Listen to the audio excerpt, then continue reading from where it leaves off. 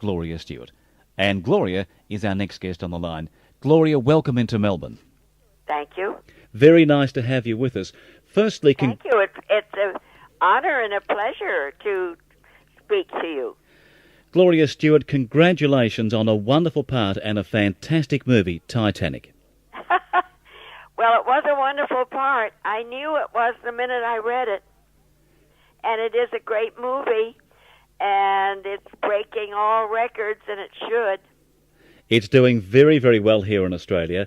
It's packing the movie houses, and as you say, it's doing very, very well. Was it fun making the movie?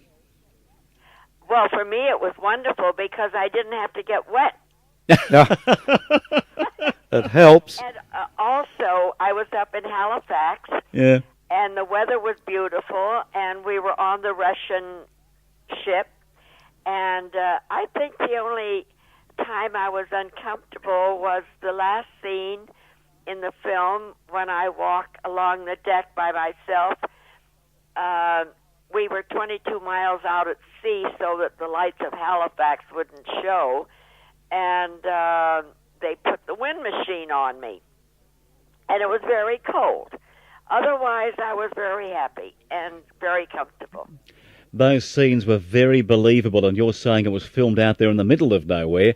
Well, we can understand what you're saying. Right.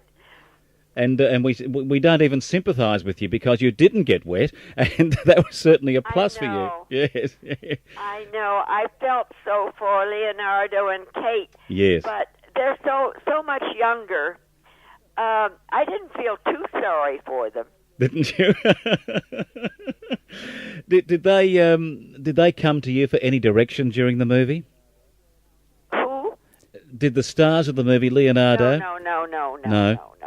No, actually, we had no contact at all, except I did ask Kate to come and have tea with me when she first came to California to do wardrobe and makeup and hair and that sort of thing. So she came in, and I said, I have wonderful tea for you, and she said, I'd love a drink. So we killed a bottle of champagne in about an hour and exchanged life histories and how we felt about the movies and so forth and so on, and became very good friends. Gloria, perhaps you needed that champagne when you were out 22 miles off the coast filming, and that would have warmed you up. Right.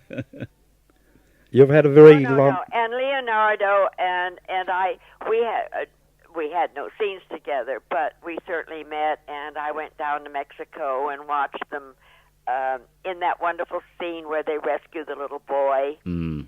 I was down there for that weekend, and I'm so pleased that both Kate and Leonardo are getting the recognition they deserve because they're both wonderful people and brilliant actors. Well, they're going to do well. They've got a fantastic career in front of them. Yes, indeed. They're very lucky. I think that having this movie under their belt, this will never happen to them again because I don't think a film like this with the scientific achievements and the scope and the the great location happenings, I don't think this film or anything like it will be made in their lifetime again. And I'm sure that they appreciate that. Well, you know, being Shirley Temple's sister or her guardian is not a great dramatic opportunity. She was darling, and I loved working with her, and she really was an extraordinarily gifted and talented and dear child. But what I had to do with her was, I think the word is zilch. Right, but those Nada. those were certainly fun days of movie making. I mean, to say, I think the first movie, 1932, The Streets of Woman, you made, and over those years, the 30s right up to the 90s, there's been some dramatic changes. How have you seen the changes in cinema yourself? Have I what? How have you seen the changes in cinema from those very early days? The change has nothing to do with performance or production or anything. The change has to do with the feeling on the set. in those days, in the 30s, the stars and the semi-stars and the featured players all belonged to a studio. And so you knew everybody, and everybody knew you. You saw the same people at lunch. You had the same hairdresser, the same makeup girl, the same makeup man, the same wardrobe person. You ate lunch in the same place every day. You knew the cutters and the cameraman, everybody. It was a much more, what should I say, gemütlich, together kind of feeling. Now, the films that I have made, I see them and they're very charming and cooperative and dear, but I never see them again. There's no feeling. There's no feeling of belonging to anything. You're sort of in limbo each time. Gloria, when you sat back in the theatre and watched Titanic, what were your impressions?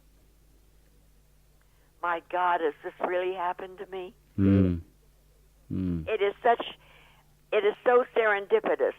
It is so unbelievable. Because I wasn't ever going to work again. I had no interest in it. It wasn't that I wanted to work and wasn't given the opportunity. I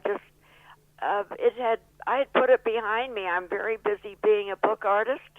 I have a magnificent private press and great success. My books are in the Library of Congress and several universities here in California, the Victoria and Albert Museum in London, the Getty Museum, and that's where I am today.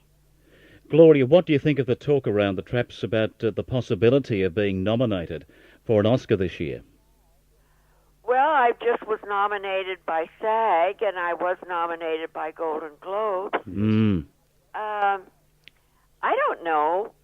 I guess 2 out of 3 would be great, but 3 out of 3 would be greater. Yes, it certainly. I don't know if it's so well deserved. The ladies that I am being nominated with have a great body of work. They've been working for years. I hate the best.